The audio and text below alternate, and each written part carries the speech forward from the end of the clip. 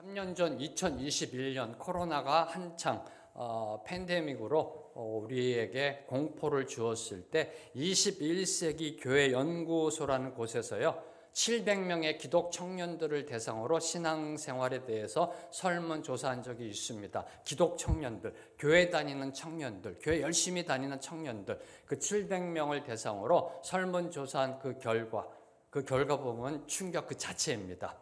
기독 청년들, 교회 다니는 청년들, 하나님께 예배드리는 청년들 중에 4명 중에 1명 이상이 자살을 심각하게 생각해 보았다.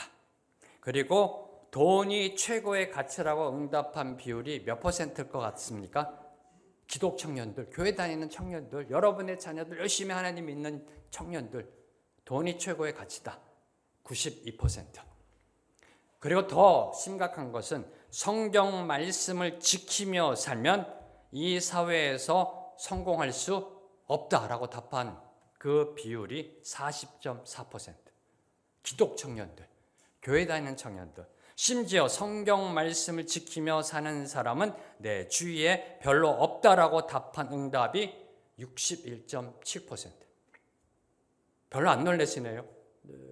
저는 이 결과를 보면서 입을 다물 수가 없었습니다. 충격 그 자체였었습니다. 기독 청년들, 교회 다니는 청년들의 응답입니다. 하나님 말씀대로 살면 절대로 이 사회에서 성공할 수 없다. 40%. 내가 주의를 받는데 하나님 말씀대로 살아가는 사람 없다. 60%. 이 세상에서 최고의 가치는 돈이다. 92%. 자살을 생각해 본 사람이 4분의 1 이상. 이게 지금 우리의 현실이라는 겁니다. 어쩌다 이래 되었을까요? 어쩌다 일이 무너졌을까? 이게 세상 이야기가 아닙니다. 기독 청년들, 우리 자녀들의 이야기라는 겁니다. 어쩌다 이렇게 됐을까? 이 부분을 묵상하다가 저는 이런 결론을 내렸습니다. 세상과 다를 바 없는 우리 때문에.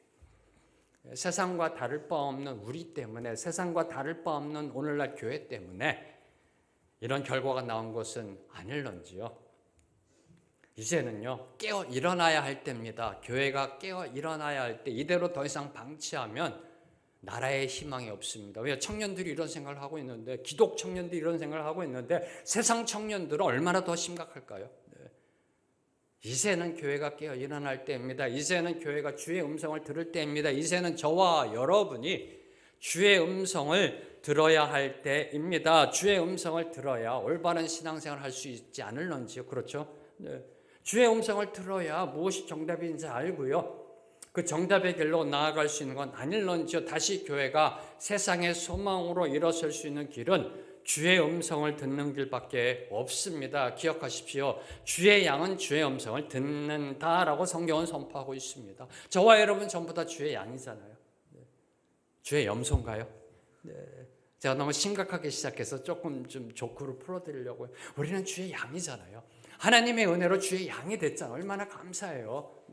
근데 성경은 이렇게 선포합니다. 아니, 주님이 이렇게 선포하셨습니다. 주의 양이라면 주의 음성을 듣는다. 주의 음성을 들어야 주의 양이다.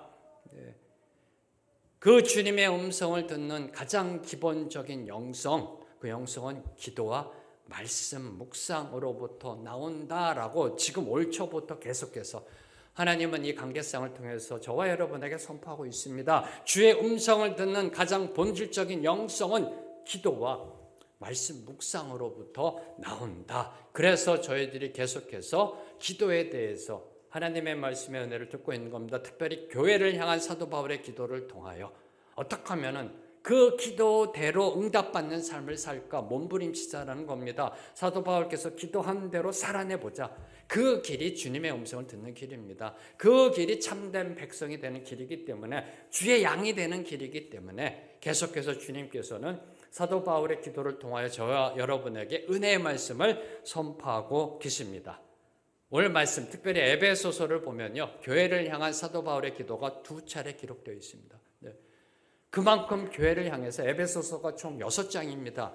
6장 중에 2번에 걸쳐서 교회를 향한 사도 바울의 중보 기도가 기록되어져 있습니다. 지난주 에베소서 1장 기억나시는지요? 에베소서 1장에서 사도 바울은 에베소 교회를 향해 기도하였습니다. 지혜와 계시의 영이 임하여, 성령이 임하여 하나님을 알게 해달라고. 누가요? 성도들에게 성도들에게, 세상 사람들이 아니라 성도들에게, 저와 여러분에게 하나님 알게 해달라고, 특별히 하나님의 부르심의 소망이 무엇인지, 그리고 하나님 기업의 영광의 풍성함이 무엇인지, 그리고 하나님의 능력이 얼마나 큰지 알게 해달라고 기도하셨습니다. 그리고 오늘 말씀 이제 3장에, 에베소서 3장에 들어와서는 성도들이, 저와 여러분이 영적으로 강건해지고 충만해지기를 간구하셨습니다. 하나님의 부르심의 소망이 무엇이고, 하나님 기업된 우리의 삶의 영광의 풍성함이 무엇이고, 우리를 위한 하나님의 능력이 크신 것이 무엇인지 알게 해달라고 기도한 다음에 우리의 삶의 영적 풍성함과 강건함이 넘쳐나도록 기도하셨던 겁니다. 오늘 말씀을 살펴본 속에 그 간구의 내용뿐만 아니라 어떻게 기도하셨는지, 그 간구의 내용뿐만 아니라 특별히 저와 여러분이 주목해야 될 것은 우리가 기도하는 대상, 하나님 아버지에 대해서 사도 바울께서는 어떻게 말씀하고 계시는지, 그리고 왜 간구하는지 사도 바울께서, 오늘도 3가지의 간구가 주어지고 있는데 왜 그렇게 간구하고 계시는지, 그 기도의 결론에 대해서 저희들이 특별히 주목하며 살펴보고자 합니다. 다시 말씀드립니다. 사도 바울이 교회를 향해 기도한 간구의 내용뿐만 아니라 우리가 기도 올려드리는 하나님 아버지는 어떤 분이시며, 그리고 왜 사도 바울께서는 3가지의 간구를 하고 있는지, 그 결론이 무엇인지에 대해서 저희들이 은혜 받고자 합니다.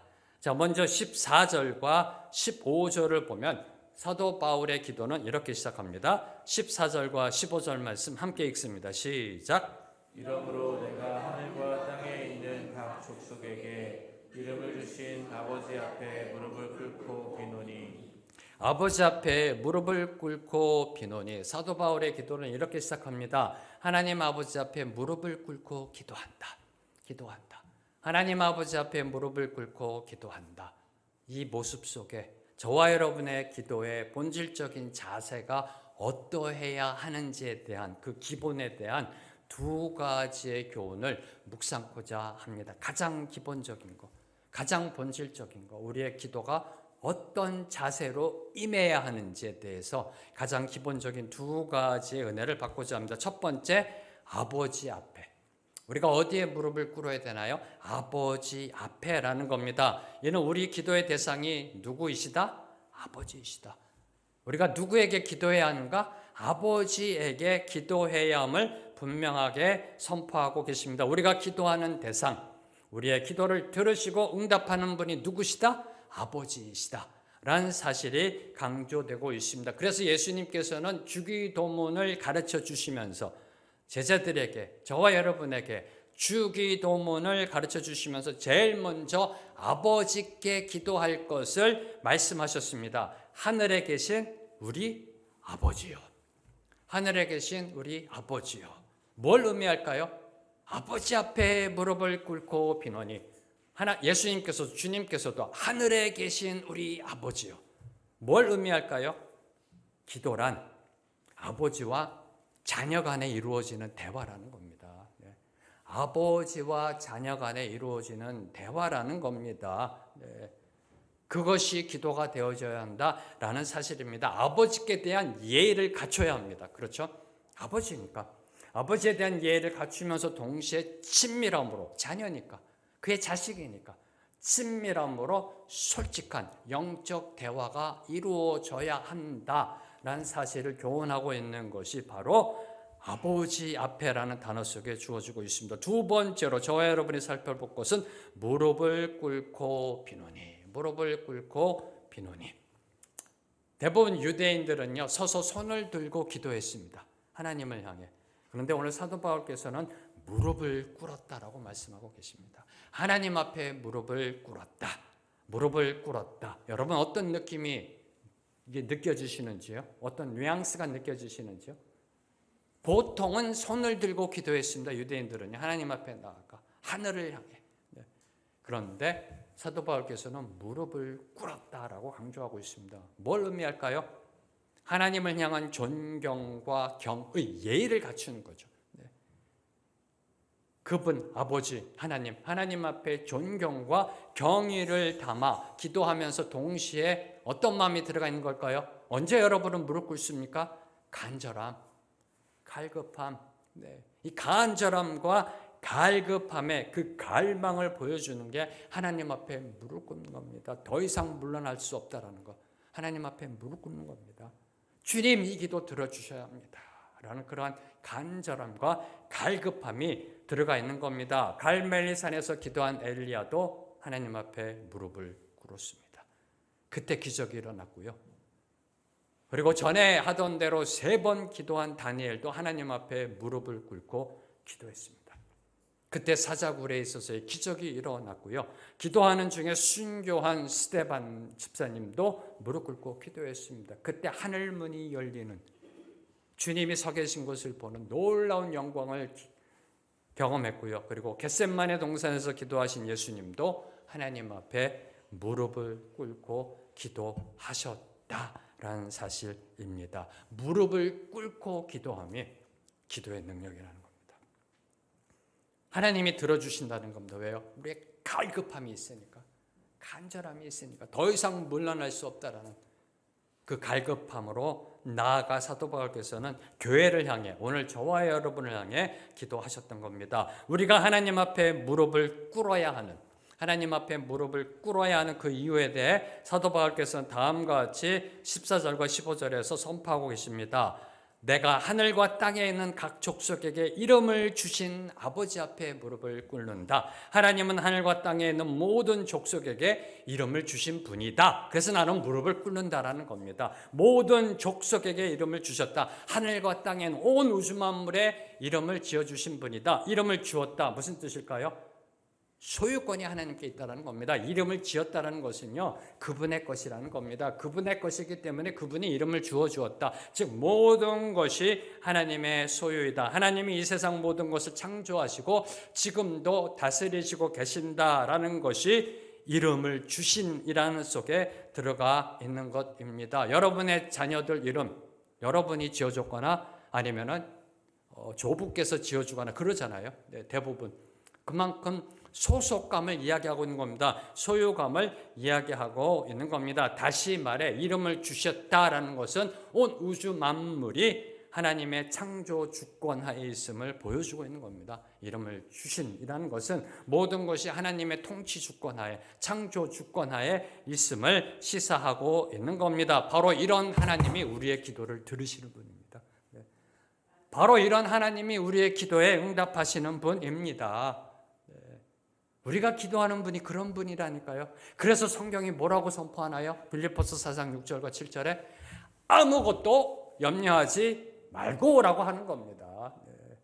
아무것도 염려하지 말고 모든 일에 기도와 간구로 감사함으로 하나님께 아뢰라라고 자신 있게 성경은 저와 여러분에게 권면하고 있는 겁니다. 왜요? 그분은 모든 우주 만물의 이름을 주신 분이니까.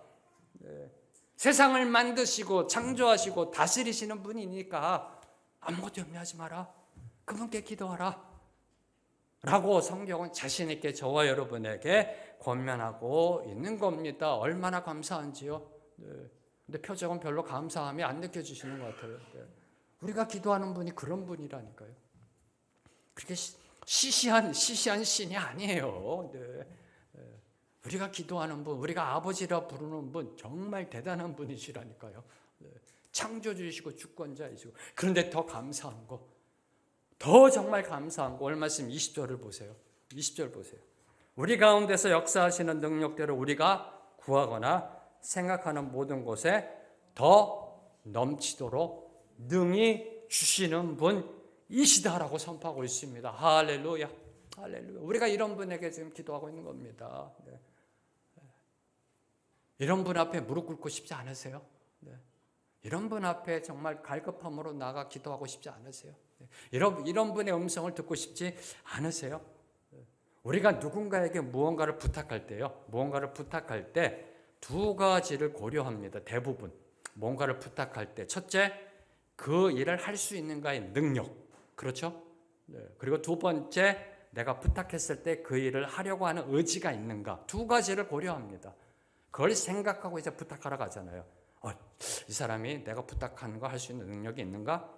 그리고 내가 부탁했을 때 해줄까? 그 의지. 능력과 의지를 고려하며 우리는 누군가에게 무엇을 부탁합니다. 할 수 있는 능력이 있어도요, 하고자 하는 의지가 없으면 우리는 부탁할 수 없습니다. 능력이 있는데 의지가 없어요. 도와줄 마음이 없어요. 그럼 우리가 부탁할 수 없잖아요. 반대로 하고자 하는 의지는 있는데요, 할 수 있는 능력이 없어요. 그럼 우리가 부탁할 이유가 없잖아요. 그런 분에게는 바로 이 능력과 의지가 차고 넘치는 분이 누구시다? 하나님 아버지시라는 겁니다. 이 능력과 의지가 차고 넘치시는 분이 하나님 아버지이십니다. 기억하십시오. 우리가 기도하는 분은 온 우주 만물을 창조하신 주권자 하나님 아버지이시다. 그분은 우리가 구하거나 생각하는 모든 것에 더 넘치도록 능히 주실 수 있는 분이시다. 이분에게 지금 저와 여러분이 기도하고 있는 겁니다.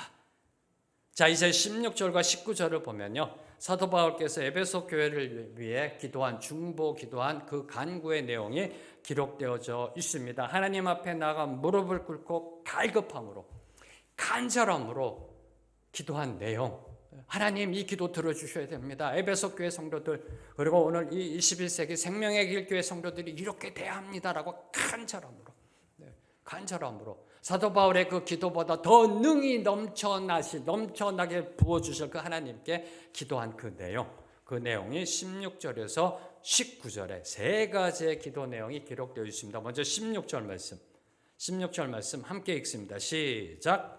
그의 영광의 풍성함을 따라 그의 성령으로 말미암아 너희 속사람을 능력으로 강건하게 하시오며.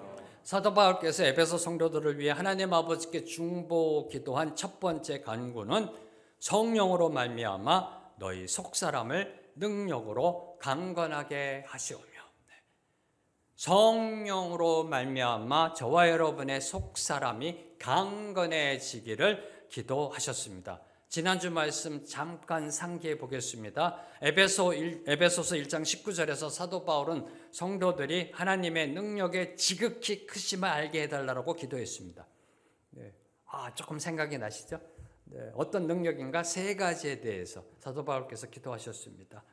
하나님의 지극히 크신 능력, 교회를 향한, 저와 여러분을 향한 그 하나님의 크신 능력을 알게 해달라고 기도하셨습니다. 이제 그 하나님의 능력으로 저와 여러분 성도들의 속사람이 강건해지기를 기도하셨던 겁니다. 그 능력으로 저와 여러분의 속사람이 강건해지기를 기도하셨던 겁니다. 자, 사도 바울이 간구하신 그 능력은 16절을 보면요, 하나님의 영인 성령을 통해 전달됩니다. 성령으로 말미암아 하나님의 그 능력, 크신 능력, 큰 능력은 성령을 통해 전달됩니다. 성령으로 말미암아, 그리고 그 능력이 역사하는 곳은 어디예요? 우리의 속사람임을, 성령께서 내주하고 계신 우리의 마음, 우리의 속사람임을 보여주고 있습니다. 다시 말해 우리의 속사람, 우리의 마음, 우리의 심령, 우리의 영혼은 성령의 능력으로 강건해진다는 겁니다. 그 어떤 다른 것으로도 안 됩니다. 인격적 수양이요? 철학적 소양이요? 무슨 요가를 통해서 심신을 단련하고요? 아니 옳시다라는 겁니다. 우리의 속사람의 강건함, 영혼의 강건함, 심령의 강건함은 오직 하나, 성령의 능력으로, 하나님의 영이신 성령으로 말미암아 우리의 속사람이 강건해진다. 이를 위해 기도하셨던 겁니다. 속사람이 능력으로 강건하게 해달라고 기도하셨던 겁니다. 이걸 왜 기도하셨을까요? 속사람이 강건하지 않으니까. 속사람이 강건하면 기도할 필요가 없잖아요. 다른 기도 제목으로 가시지. 이게 채워지지 못하니까. 그러니까 사도 바울께서는 기도하셨던 겁니다. 자, 오늘날 저와 여러분의 삶을 보겠습니다. 현대인의 삶을 보세요. 주요 관심사가 어디가 있나요?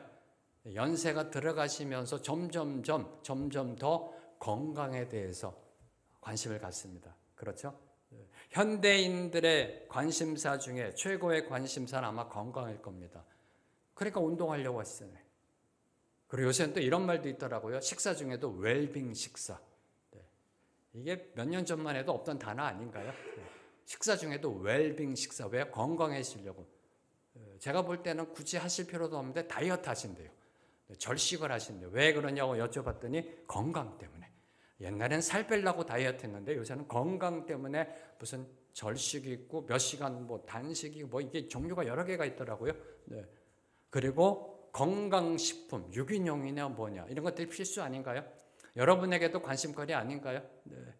그만큼 우리 현대인들에게 있어서 건강은 최고 관심사 중에 하나입니다. 근데 문제가 뭘까요? 우리 육체, 겉사람, 육체의 건강만을 알았지 우리 속사람, 우리 영혼의 건강에 대해서는 관심이 없다는 겁니다. 무지합니다. 우리 겉사람, 육신, 육체의 건강을 향한 관심만큼 우리 속사람에 대한 건강에 대해 관심이 있는가? 그만큼 알고 있는가? 여러분은 여러분의 영혼을 향한 웰빙 식사가 뭔지 아세요? 여러분의 영혼을 위해 다이어트 하시는지요? 유튜브도 좀 다이어트도 좀 하시고, 홈쇼핑도 좀 다이어트 하시고, 건강식품이 무엇인지 아세요? 운동하세요? 여러분의 속사람을 위해서? 아니라는 겁니다. 겉사람, 육신, 육체 건강을 위해서는요, 정말 관심이에요. 말 잘 듣습니다. 유튜브 통해서 또 하는 방법도 또 있어요. 잘합니다. 그런데 우리 속사람의 건강을 위해서는 과연 뭘 하고 계세요? 무지하다는 겁니다. 어떨 때는 정말 무관심할 정도로요. 정말 우리의 겉사람을 위해서만 살아가는 건 현대인의 모습입니다. 세상 사람들의 대부분은 눈에 보이는 겉모습에 관심을 두고 살아갑니다. 이게 오늘날 우리 21세기 현 주소고요. 2000년 전 사도 바울 때도 동일했던 겁니다. 겉모습에 초점을 둡니다. 어떻게 하면 남에게 잘 보일까? 그렇죠? 어떻게 하면 남에게 있어 보일까? 어떻게 하면 남에게 인정받을까? 어떻게 하면 남에게 존경받을까? 등등등등 이 겉으로 보이는 것들을 고민하며 살아갑니다. 특히 외모와 건강미에 신경을 씁니다. 겉사람을 멋있고 아름답게 꾸미려고 합니다. 그러다 보니 뭘 찾게 돼요? 명품. 그러다 보니 뭘 하게 돼요? 성형수술. 그러다 보니 이게 세상의 대사가 되었던 겁니다. 그런데 성경은 저와 여러분에게 분명하게 선포합니다. 우리 믿는 자들은 달라야 한다. 우리 믿는 자들은 달라야 한다. 겉사람보다는 속사람의 변화와 성숙에 더 많은 관심을 기울이고 노력해야 한다. 저는 지금 분명하게 겉사람은 팽개치고 속사람만이라고 얘기 안 했습니다. 겉사람도 중요합니다. 우리의 외모도 중요합니다. 우리의 속사람의 건강함이 나타나는 게 겉사람이니까요. 근데 제가 여러분에게 말씀드린 것, 성경이 여러분에게 교훈하는 것, 겉사람보다는 속사람의 변화와 성숙에 더 많은 노력을 해라. 더 많은 관심을 가져라. 속사람이 먼저 변해야 한다라고 강조하고 있는 겁니다. 기억하십시오. 우리 믿는 자들에게 필요한 것은 성형수술이 아닙니다. 우리 믿는 자들에게 필요한 것은 성령수술입니다. 성령수술. 저는 이 부분을 묵상하면서 감사했던 게 저희 교회 성형외과 의사분이 안 계셔서 감사했어요. 혹시라도 오해할까 봐 이렇게. 우리에게 필요한 것은 성형수술이 아니에요. 성형수술이라는 것은 제가 대표적으로 말씀하고 있는 겁니다. 우리에게 필요한 것은 성령수술입니다. 우리에게 필요한 것은. 그래서 사도 바울께서는 에베소서 성도들 오늘 저와 여러분 속사람이 강건해지기를 하나님 앞에 무릎 꿇고 기도하셨던 겁니다.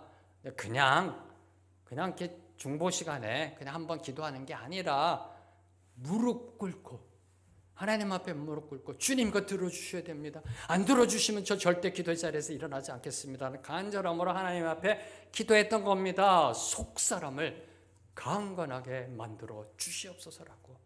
오늘 저와 여러분의 속사람도. 자, 그럼 왜 우리 속사람이 강건해져야 할까요?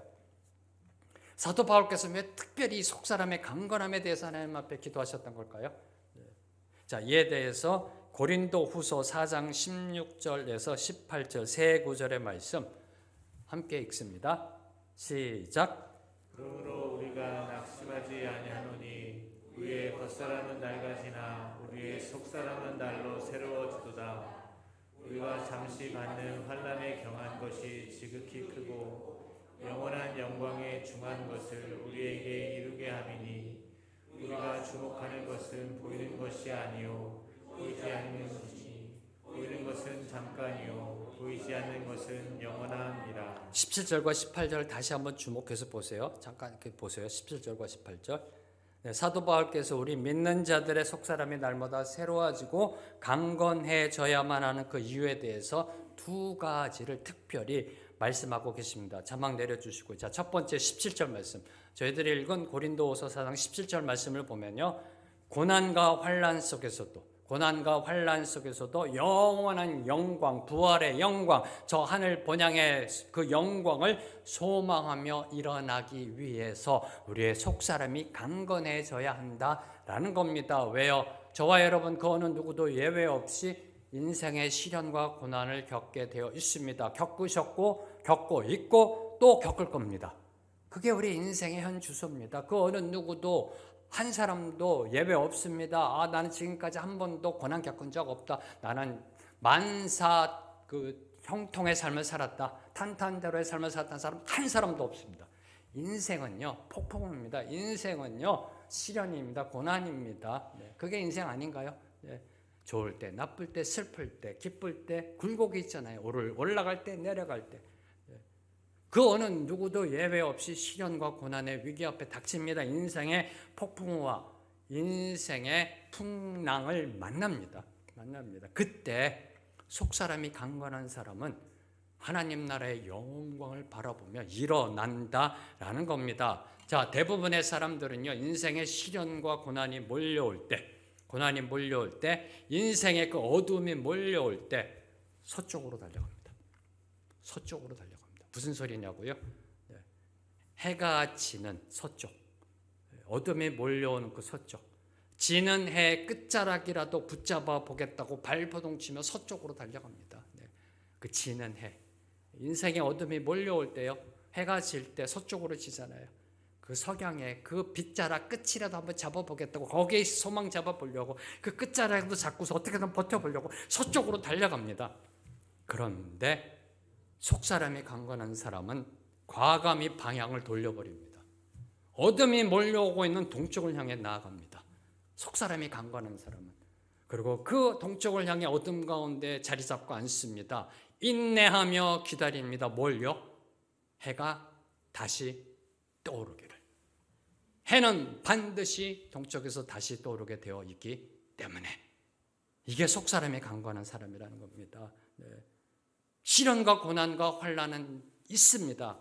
그 인생의 어둠이 몰려올 때 서쪽으로 가느냐 동쪽으로 가느냐, 그걸 좌우하는 것이 바로 속사람의 강건함에 달려있다라는 사실입니다. 그래서 사도 바울께서는 주님, 우리 백성들, 이 에베소 성도들, 그리고 21세기 생명의 길 교회 성도들, 그 속사람이 강건하게 하옵소서. 그래야 인생의 시련과 위기를 만났을 때 하나님의 영광의 소망을 품고 일어설 수 있습니다. 절망 가운데서 소망으로 일어설 수 있습니다라고 기도하셨던 겁니다. 자, 두 번째로 우리의 속사람이 강건해져야 하는 이유는 고린도후서 4장 18절의 말씀에 의거하여 눈에 보이는 세상의 것이 아니라 보이지 않는 하나님의 것을 보고 소망하기 위해. 속사람이 강건한 사람은 하나님의 나라의 것을 본다라는 겁니다. 자, 보이는 것, 세상의 것 유한하지 않나요? 일시적이잖아요. 네, 사라지는 겁니다. 그러나 보이지 않는 하나님 나라의 것은 영원합니다. 불변합니다. 믿으시는지요? 네. 우리 믿는 자들이 다 아는 진리 아닌가요? 세상의 것은 유한하다.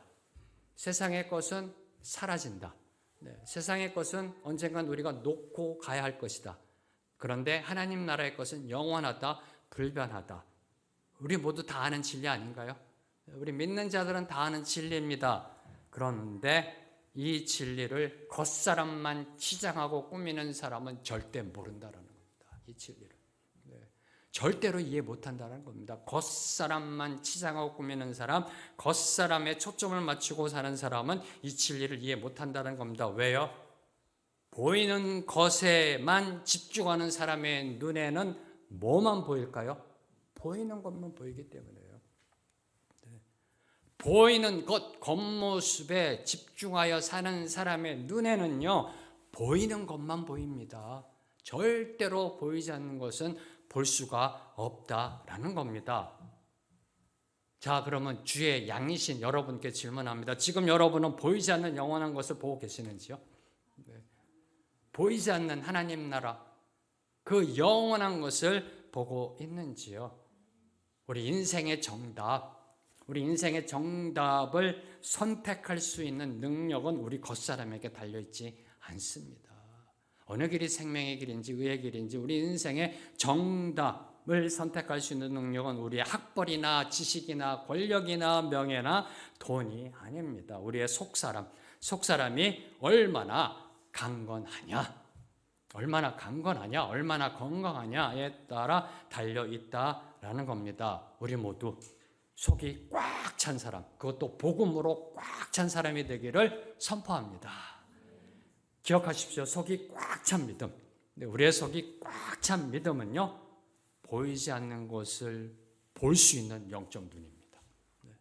다시 선포합니다. 저는 이 부분을 묵상하면서 신통방통하다라고 제가 제 자신에게 감사했거든요. 물론 하나님이 이걸 주셨죠.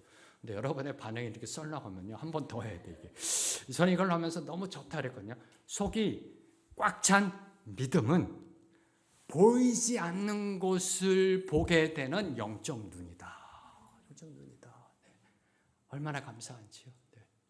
속이 꽉 찬 신앙인이 되기를 다시 한번 선포합니다. 그래서 사도 바울께서는 다음으로 그 믿음으로 이루어지는 하나님 나라의 역사를 간구하고 있습니다. 믿음으로 이루어지는 역사, 믿음으로 이루어지는, 속사람이 강건하게 하여 주시옵소서. 속사람이 강건하던 것은 믿음으로, 속이 꽉 찬 사람. 그래서 그 믿음이 우리 가운데 10년 가운데 꽉 찰 때 일어나는 그 역사에 대해서 사도 바울께서는 이제 두 번째로 간구하고 계십니다. 17절, 오늘 말씀 17절 상반절 말씀 함께 읽습니다. 시작.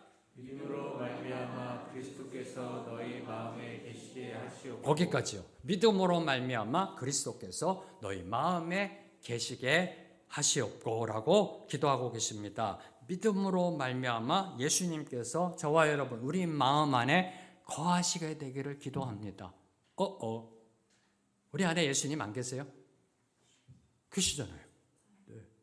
그런데 믿음으로 말미암아 예수님께서 너희 마음에 계시게 하시옵고, 불신자나 초신자를 위한 기도가 아니잖아요. 에베소 성도들을 위한 기도입니다. 오늘 저와 여러분을 향한 기도예요. 목사를 향해, 장로를 향해, 권사를 향해, 안수 집사를 향해, 순장님들 향해, 그리고 여러분들을 향해 한 기도 제목이라니까요.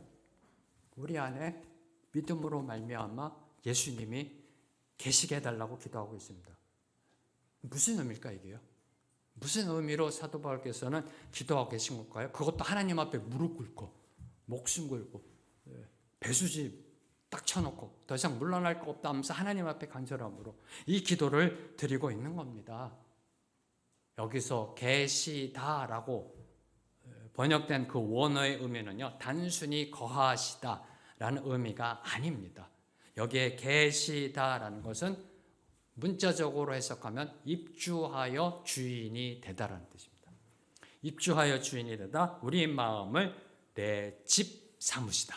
누구께서? 예수님께서. 이게 계시다라는 의미예요. 입주하여 주인이 되다. 믿음으로 말미암아 예수님께서 우리 마음 안에 들어오셔서 주인이 되게 해달라고 기도하신 겁니다. 우리 마음을 예수님의 집처럼 삼으시고 기거하게 되기를 기도하셨던 겁니다. 자, 이 사실을 잘 보여주는 것이 히브리서 3장 6절 말씀입니다. 히브리서 3장 6절 말씀 함께 읽습니다. 시작. 그리스도는 하나님의 집을 맡은 아들로서 그와 같이 하셨으니 우리가 소망의 확신과 자랑을 끝까지 굳게 잡고 있으면 우리는 그의 집이라. 우리는 그의 집이라. 예수님이 우리 안에 계시면 우리는 예수님의 주님의 집입니다. 하나님의 집이 됩니다. 예수님의 인감 도장이 찍힌 집이 된다라는 겁니다. 예수님의 등기가 찍힌 집이 바로 우리의 인생, 우리의 심령이라는 겁니다. 한마디로 우리 인생의 주인은 누구이시다? 예수님이시다. 이게 이루어지도록 사도 바울께서는 기도하셨던 겁니다. 왜요? 그렇게 안 사니까. 그러니까 기도하신 거잖아요. 누가? 성도들이. 누가? 주의 양이. 주의 양이 그렇게 안 사니까 사도 바울께서는 지금 하나님 앞에 무릎 꿇고 기도하는 겁니다. 주여 당신의 백성들의 심령 가운데 예수 그리스도께서 주권을 선포하시고 살아갈 수 있도록 간절히 기도합니다라고 사도 바울께서는 기도하신 겁니다. 이 진리 앞에 질문합니다. 지금 여러분의 삶의 주인은 예수님이신지요? 지금 여러분의 삶의 인생의 주인은 예수님이신지요? 여러분의 안방을, 마음의 안방을 주님께 내어 드리셨는지요? 집주인이신 예수님, 우리의 집주인이신 예수님이 원하시는 대로 지어져 가고 있는지요? 우리의 인생이. 예수님께서요, 우리 안에 처음으로 입주하셨을 때 한번 생각해 보세요. 예수님이 처음 만나셨을 때, 예수님이 우리 안에 처음 입주하셨을 때 우리의 삶은 엉망진창이었습니다. 정말 형편없었습니다. 인생의 벽은 금이가 있었고요, 벽지는 찢어져 있었고, 마루는 부서져 있었고, 수돗물은 흙탕물이고, 전기는 안 들어오고, 페인트는 벗겨져 있었고, 현관문은 고장나 있었고, 등등등등. 이런 엉망진창의 삶을 새롭게 변화시키기 위해서는 완전히 싹 바꿔버리는, 뒤바꿔버리는 공사가 필요했던 겁니다. 재건축, 재개발의 대규모의 공사가 필요했던 겁니다. 언제? 예수님이 들어오셨을 때, 처음 들어오셨을 때 엉망진창이었다니까 우리의 삶은요. 이거 완전히 싹 다 바꿔버리는 공사가 필요했던 겁니다. 그래서 하나님의 능력이 필요했던 겁니다. 보통 능력으로는 안 돼요. 이거 어떻게 손대볼 수가 없는 겁니다. 재개발, 재건축, 대규모의 공사예요. 처음부터 끝까지 다 바꿔버리는 공사가 이루어져야 돼요. 예수님이 처음 딱 들어와서 보니까, 견적을 딱 뽑아보니까. 그래서 하나님의 능력이 필요했던 겁니다. 하나님의 능력으로 우리의 속사람이 완전히 새로워지고 변해야 예수님께서 우리 마음 안에 내 집처럼 편안하게 거하실 수 있게 되는 겁니다. 사랑하는 성도 여러분, 예수님은 우리 안에 계십니다. 여러분의 마음에 새방에 계시는지요? 아니면 여러분의 마음 안에 안방에 계시는지요? 안방에 계시면서 좌불안석하시면서 계시는지요? 안방에 계시면서 늘 항상 여러분을 생각하며 슬퍼하며 애통하며 계시는지요? 아니면 여러분을 보면서 기뻐하며 예수님이 편안하게 우리 마음의 안방 안에 계시는지요? 이겁니다. 이겁니다. 하나님의 능력으로 우리의 속사람이 완전히 변화되고 강건해져 예수님이 우리의 마음 안에 들어오셔서 내 집 삼으시고 편안하게 기거하시게 되는 것, 바로 이러한 신앙의 변화를 이루어내기 위해 반드시 필요한 게 무엇이다?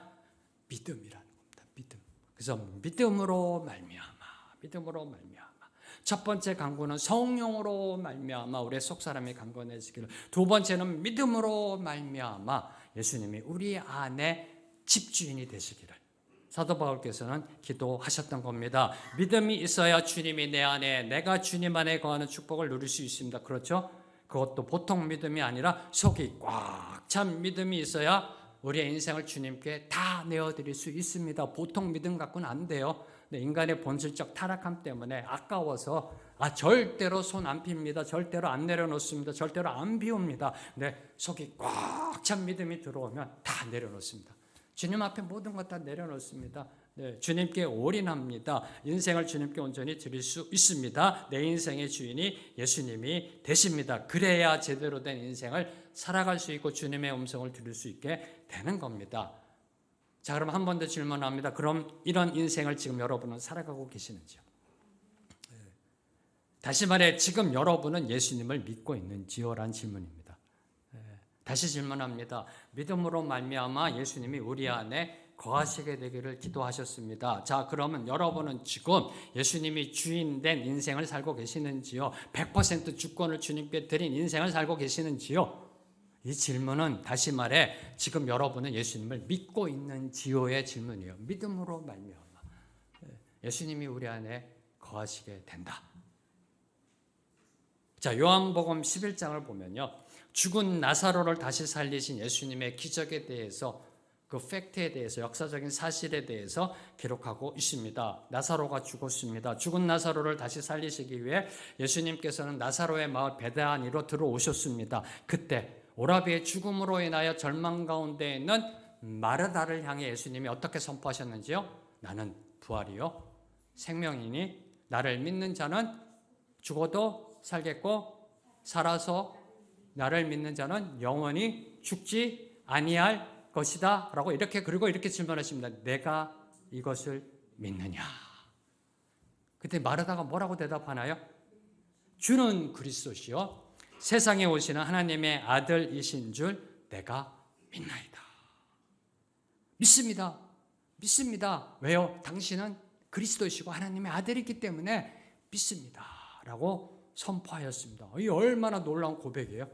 2000년 전에 예수님의 제자도 아니에요. 3년 동안 동고동락하며 수산했던 사람도 아니에요. 2000년 전에 마르다가 한 여인이 가끔가다 예수님을 봤는데 이는 죽은 나사로가 살아나기 전에 고백이에요. 나사로가 살아났다며 맞습니다. 당신이 진짜 하나님의 아들이군요 할 텐데 살아나기 전이라니까요. 엄청난 믿음의 고백입니다. 베드로가 했던 고백입니다. 예수님으로부터 칭찬받았던 믿음의 고백이라니까 주는 그리스도시요 살아계신 하나님의 아들이심을 내가 믿나이다. 나는 부활이요 생명이 나를 믿는 죽어도 살겠고 살아서 믿는 영원히 죽지 않을 것이다. 내가 믿느냐? 네 믿습니다. 당신이 그리스도이시고 하나님의 아들이시기 때문에 내가 믿습니다. 이 엄청난 어마어마한 신앙의 고백을 합니다. 그러자 예수님께서는 좋다. 오케이. 그러면 나사로가 죽어있는 무덤으로 가자. 마르다야 저 무덤 막고 있는 돌문을 옮겨라. 그때 마르다가 뭐라고 그러나요? 주여 이제 와서 뭘 어쩌시려고 돌문 열려고 하십니까? 실제 썩는 냄새가 나지 않는지요? 라고 반문했습니다. 이제 끝났는데요.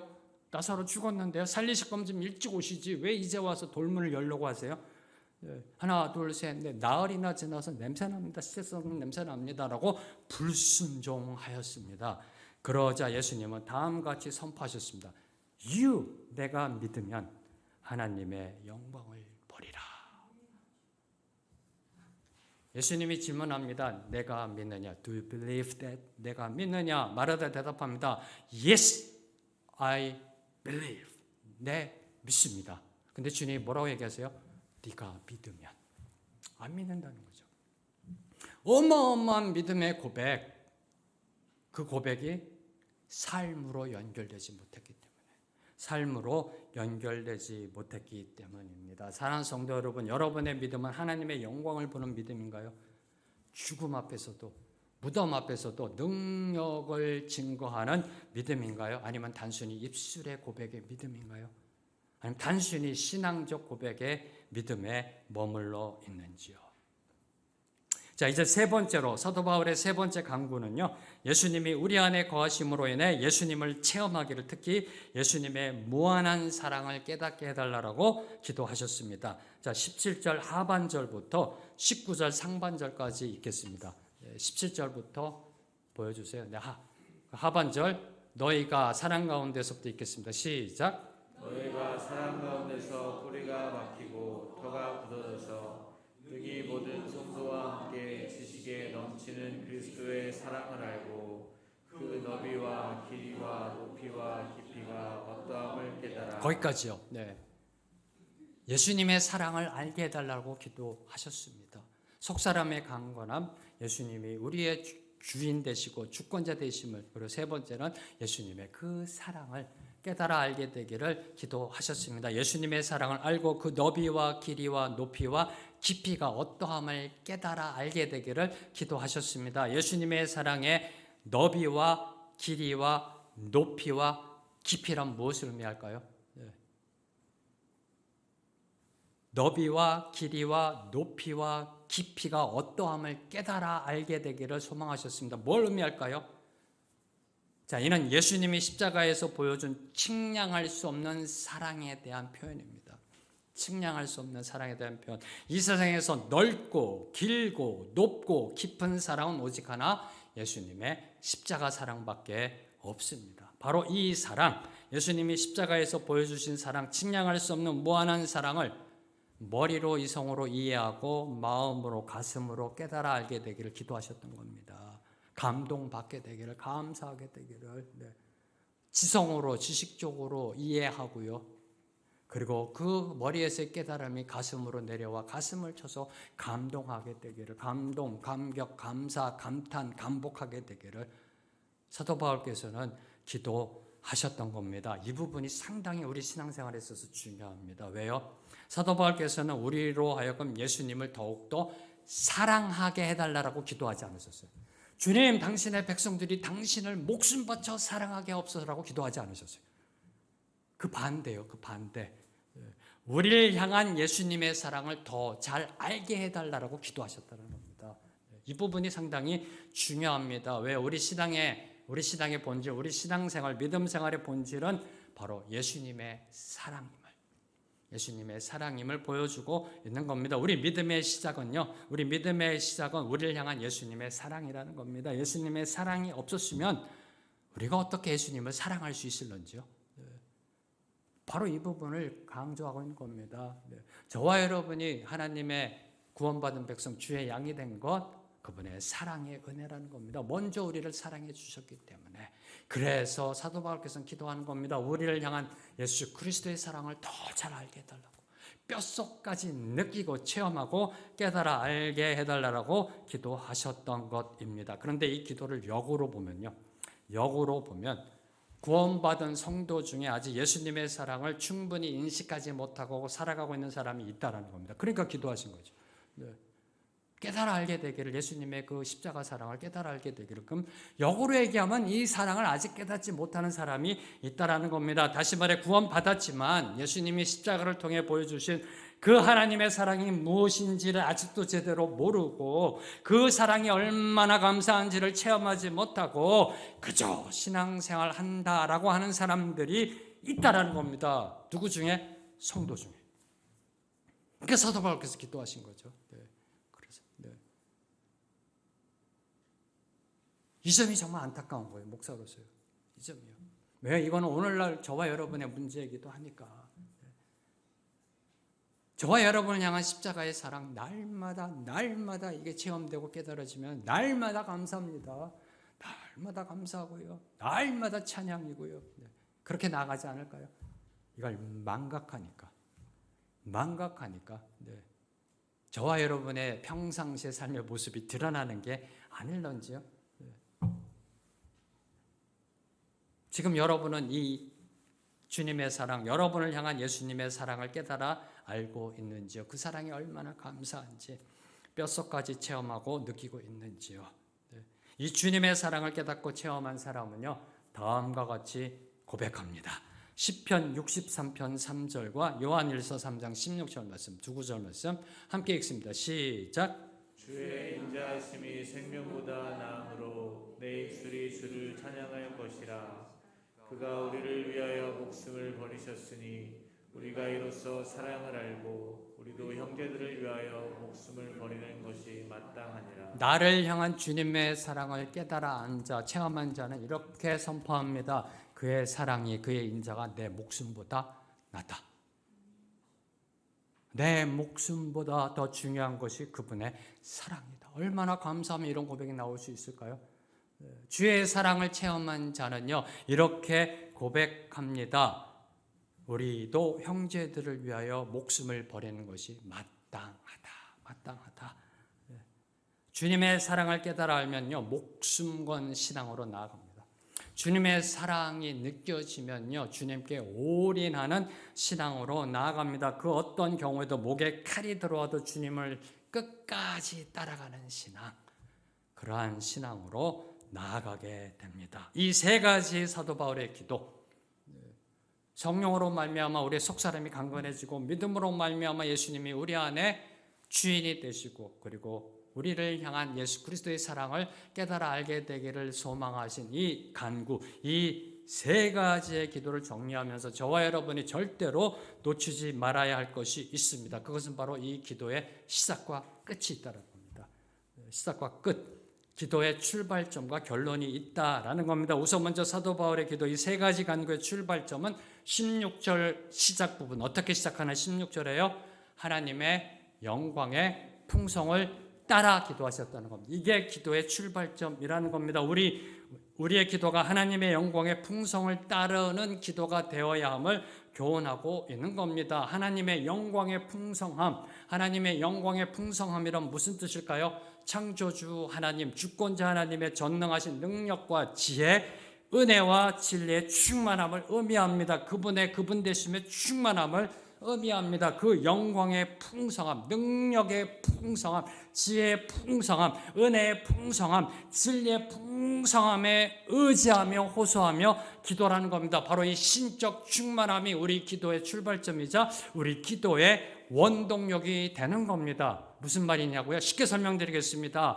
자, 하나님의 풍성한 능력 가운데 그저 얼마만큼만 구하는 것이 아니라 풍성한 만큼 풍성하게 해주시기를 간구하는 것이 우리 기도의 출발점이라는 겁니다. 자, 1,000억이 있는 사람한테요. 1,000억이 있는 사람한테 100원만 달라고 하는 게 아니라 1,000억을 갖고 있는 사람한테 100원만 구하는 것이 아니라 1,000억 전부 다 풍성하게 줄 것을 구하는 기도가 돼야 된다. 뭘 의미할까요? 하나님의 하나님 되심을 믿고 얼마나 그분을 믿고 신뢰하느냐가 우리의 기도의 능력을 좌우한다는 겁니다. 하나님의 영광의 풍성을 따라 기도해야 한다는 겁니다. 우리가 얼마만큼 그분을 믿느냐에 따라 1,000억을 갖고 있는 사람에게 100원을 구하느냐 아니면 1,000억 전부 다 구하느냐, 이게 기도의 능력을 좌우한다는 겁니다. 하나님의 영광의 풍성을 따라 그 풍성함을 구하는 기도라는 겁니다. 그분의 능력, 그분의 지혜, 그분의 은혜, 그분의 자비, 그분의 공열, 그분의 그분 되심의 풍성함. 왜요? 그분을 믿으니까, 그분이 창조주님을 믿으니까 이런 기도가 출발점이 되어야 한다는 겁니다. 다음으로 에베소 성도를 위해 사도 바울이 간구한 기도의 결론, 세 가지 중보를 통해 이루고자 하는 것은 19절 하반절에 보면 하나님의 모든 충만하신 것으로 너희에게 충만하게 하시기를 구하노라. 이게 기도의 결론입니다. 하나님의 모든 충만하신 것으로 너희에게 충만하게 하시기를 구하노라. 무슨 뜻인지 이해가 되세요? 선뜻? 하나님의 모든 충만하신 것으로 너희에게 충만하게 하시기를 구하노라. 한마디로 말하면 우리가 완전히 비워지고 하나님이 우리 안에 완전히 채워지기를 기도하신 겁니다.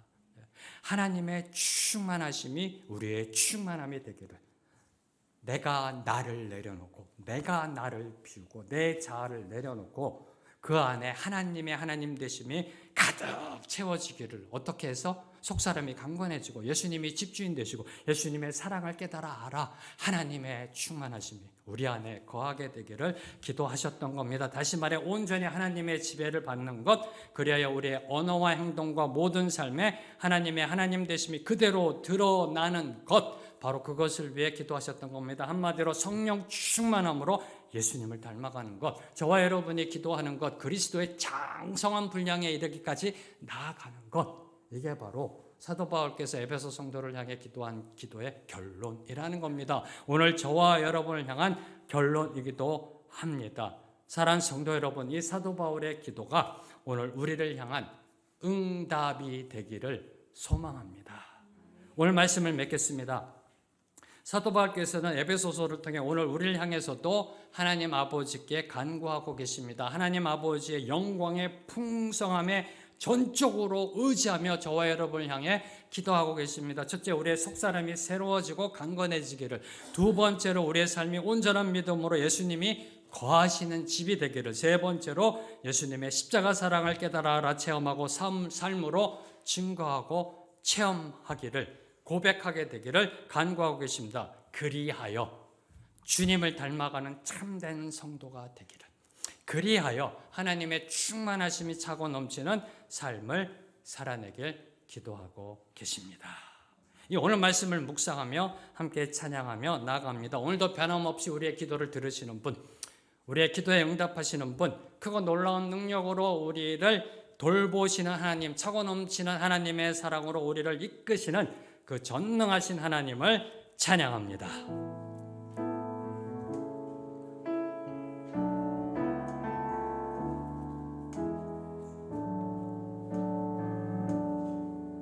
전능하신 나의 주 하나님을 능치 못하실 일 전혀 없네. 능치 못하실 일 전혀 없네. 우리의 모든 간구도, 우리의 모든 생각도, 모든 간구도, 우리의 모든 생각, 우리의 모든 꿈과 모든 소망도,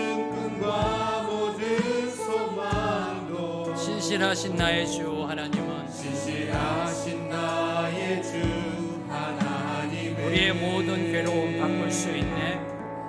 우리의 모든 괴로움 바꿀 수 있네. 불가능한 일 행하시고 죽은 자를 일으키시니 그를 이길 자 아무도 없네. 그를 이길 자 아무도 없네. 주의 말씀 의지하여 깊은 곳에 금을 던져 믿음으로 나아갑니다.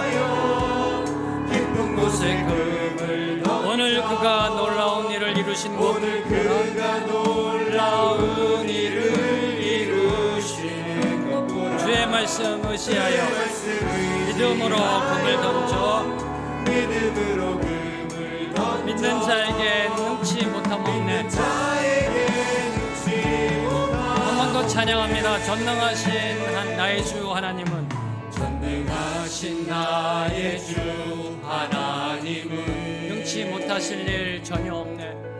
능치 못하실 일 전혀 없네. 우리의 모든 간구도 우리의 모든 간구 우리의 모든 생각도 우리의 모든 생각 우리의 모든 꿈과 모든 소망도 모든 꿈과 모든 소망도 신실하신 나의 주 하나님은 신실하신 나의 주 하나님 우리의 모든 괴로움 바꿀 수 있네. 우리의 모든 괴로움 바꿀 수 있네. 불가능한 일 행하시고 불가능한 죽은 자를 일 일으키시니 행하시고 죽은 자를 일으키시니 그를 이길 자 아무도 없네. 이길 자 아무도 없네. 믿음으로 나아갑니다. 주의 말씀 의지하여 주의 말씀 의지하여 깊은 곳에 금을 던져 오늘 그가 놀라운 일을 이루시는 것 보라. 주의 말씀 의지하여 믿음으로 금을 던져 믿는 자에게 능치 못함. 주의 말씀 의지하여 주의 말씀 의지하여 깊은 곳에 금을 던져 오늘 그가 놀라운 일을 이루시는 것 보라. 주의 말씀 의지하여 믿음으로 금을 던져 믿는 자에게 능치 못함 없네. 하나님 아버지 그렇습니다. 믿는 자에게 능치 못함이 없음을 고백합니다. 오늘도 우리를 향한 그 기도대로 살아낼 수 있도록 성령이여 이끌어 주시옵소서. 전능하신 하나님이시여 우리의 삶을 새롭게 하시고 속사람을 강건케 하시고 그리스도의 집이 되게 하시고 그리스도의 사랑을 깨달아 하나님의 충만하심을 증거 선포하는 삶 살아내게 하여 주시옵소서. 예수님의 이름으로 기도합니다. 아멘.